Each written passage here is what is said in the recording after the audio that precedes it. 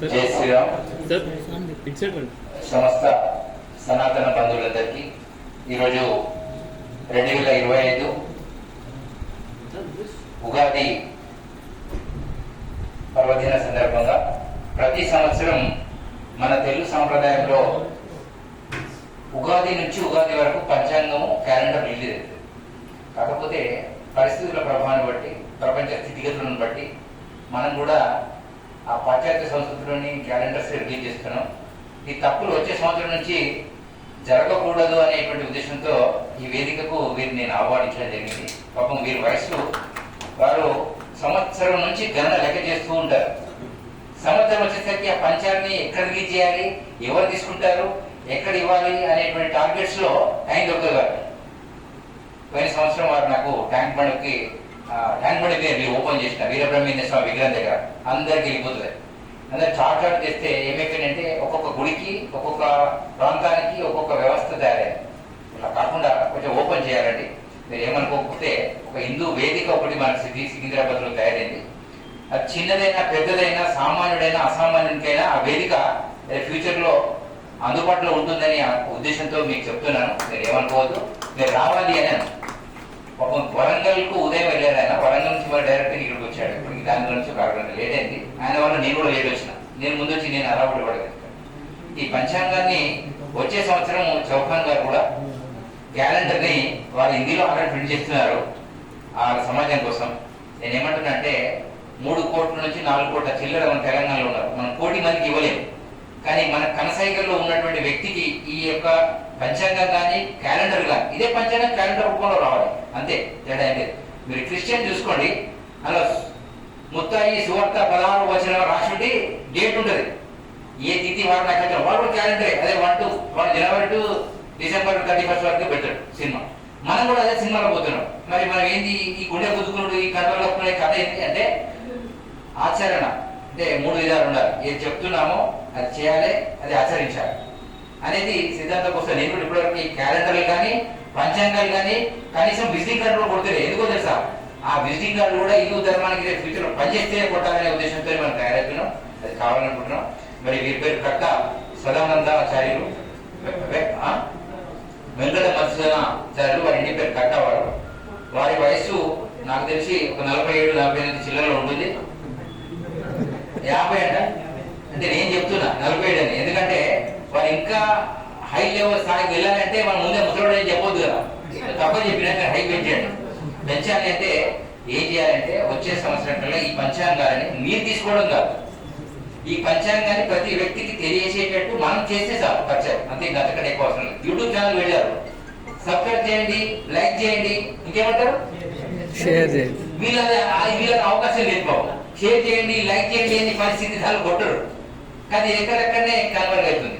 So Hyderabad లో ఏ పంచాంగం release అయినా అందరూ పంచాంగకర్తలు వచ్చి ఒక వేదిక మీద నిలబడి రిలీజ్ చేస్తే సర్వరోగ నివారణి.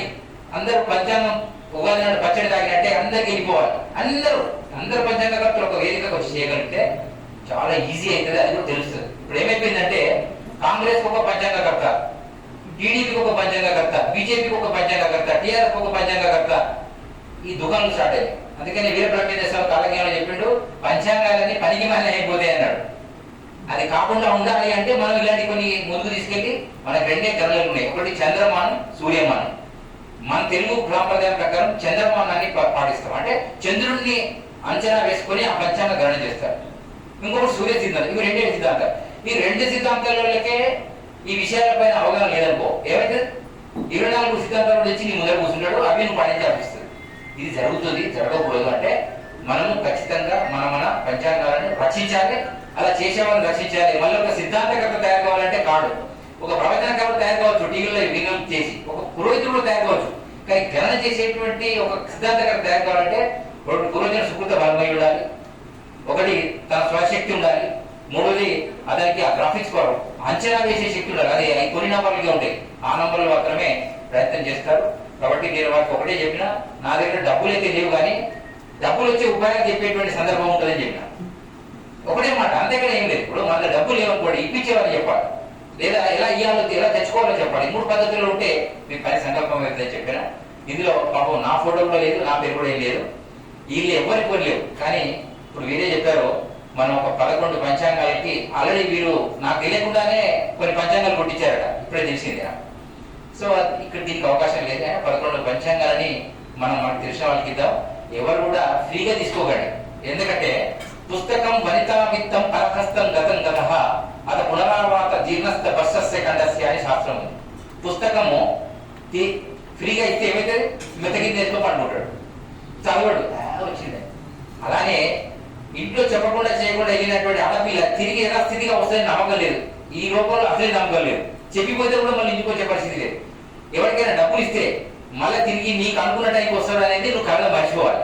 ఇది మన శాస్త్రం చెప్పింది. అందుకని ఆ పుస్తకము సంవత్సరం పాటు నేను ఎటు తీసుకెళ్లాలన్నా 5 పంచాంగాలతో యోగ కరణాలు ఏవైతే ఉన్నాయో తిథి వార నక్షత్ర యోగ కరణాలను చూడడానికి మీ ఇంట్లో ఉంటే చాలేదు, మీ రోగం సగం నయమైనట్టే అని వారు చెప్పారు. ఆ విషయం మీకు చెప్తున్నా. నేను మైక్ పట్టుకుంటే 3-4 గంటలు కావాలి. నేను అందుకే లాస్ట్ లో వస్తే 10 నిమిషాలు ఒడగొట్టి వచ్చిన. సో ఈ పంచాంగాన్ని మీరందరూ ఇంకెవరైనా పెద్దవాళ్ళు ఉంటే సుదీప్ గారు రండి సార్, పెద్ద పెద్దవాళ్ళు చేయలేండి, మీరు కూడా రండి రండి రండి రండి స్వామి రండి, ఏం లేదు రండి.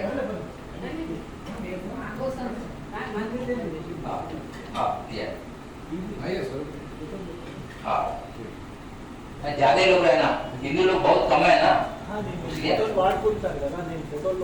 हाँ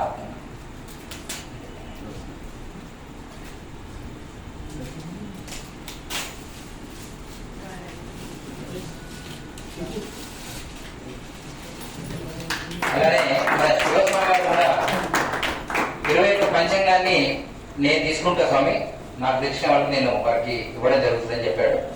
సో వారు 21, ఈయన ఒక 11, అంటే 32 పంచాంగాలు మాక్సిమం వెళ్ళిపోయినాయి. 32 రూపాయల ఖరీదు కూడా పాపం వారికి అందజేసినట్టు మనం భావిస్తున్నాం. ఇంకెవరైనా దాతలు ఉంటే మీరు తీసుకెళ్లి మీరు మీ వాళ్లకు ఇచ్చే ప్రయత్నం చేయొచ్చు. 1, 2, 3, 4 వారి దగ్గర మనం అవైలబిలిటీ ఉంటాయి.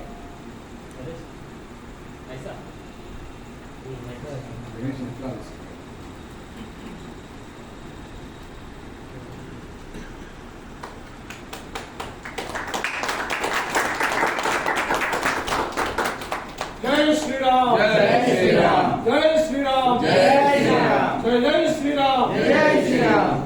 యాక్చువల్లీ రిలీజ్ చేయాలి. పంచాంగ శ్రవణం రేపు ఉదయం 11 తర్వాత నుంచి రాత్రి సాయంత్రం వరకు ఎప్పుడైనా చేయొచ్చు. ఇప్పుడు దాన్ని చదవకూడదు, అంటే రాసిన వాళ్ళు చదవచ్చు. మనం చదివితే ఏమైతే అంటే రేపటి గురించి ముందే తెలిస్తే మనం ఏం చేస్తాం. ఇప్పుడు నేను మైనర్లో భూకంపం వచ్చిందని తెలిసింది, అందరూ ముందే తెలిస్తే అందరూ పారిపోయేవాళ్ళు. కానీ నేను చాలా రోజుల నుంచి కార్యక్రమాలు చెప్తున్నా, భూకంపాలు సునామీలు హిందువుల మీద వస్తే ఎవరికి అర్థం అవట్లేదు. వచ్చిన తర్వాత అప్పుడు మారిపోతారు అనమాట. కానీ ఇది కూడా తినటువంటిదే. ఇది సంవత్సరం దీనిలో చాలా గణన ఉంటది. సుదీప్ గారు కానీ ఇంకా మిగతా వాళ్ళ వ్యక్తులందరూ కూడా దయచేసి ఈ పంచాంగాన్ని పరమ పవిత్రంగా హిందువులు భావించాలి. ఇది యేసుక్రీస్తులో లేదు, ముస్లింస్ లో లేదు, బౌద్ధుల్లో లేదు, జైన్లో లేదు, ఎవరిలో లేదు. ఒక సనాతనులైనటువంటి మన దగ్గరనే ఈ పంచాంగాన్ని పరమ పవిత్రంగా భావించి పూజలో పెడతాం. వాస్తవంగా నేను ఈరోజు ఆయుధ పూజలో పెట్టాను పంచాంగాన్ని, ఆల్రెడీ రేపు తీయాలి. కానీ రిలీజ్ చేయడం అనే ఉద్దేశం ఏమిటంటే రేపు ఎవరైనా పంచాంగం కానీ బుక్ రిలీజ్ చేస్తే అప్పుడే చదివేస్తారు మొత్తం కథ అంతా. కానీ ఈ రోజు పంచాంగానికి రేపు చదవాలి. రేపటి విషయాన్ని కూడా మనం వచ్చే వారం పంచాంగ శ్రవణం ఒక రోజు పెడతాం. ఆ పంచాంగ శ్రవణాన్ని వీలైతే ఇక్కడే పడే ప్రయత్నం చేద్దాం. మీరు కూడా పంచాంగ శ్రవణం ఖచ్చితంగా మీ గుడి దగ్గర వినండి. ఆ గుడి దగ్గర ఎవరైనా ఉండనియండి. పంచాంగ శ్రవణం అంటే వెళ్ళి సింపుల్ ఒక వ్యక్తిలాగా వెళ్ళి అక్కడ కూర్చొని వినండి. ఆ ఒక్క రోజు ఖచ్చితంగా వినాలి. వింటూ మిగతా సంవత్సరంతో చూద్దాం. ఓకేనా? జై శ్రీరామ్. జై శ్రీరామ్. గ్రూప్ ఫోటోకి రావాలని చెప్పి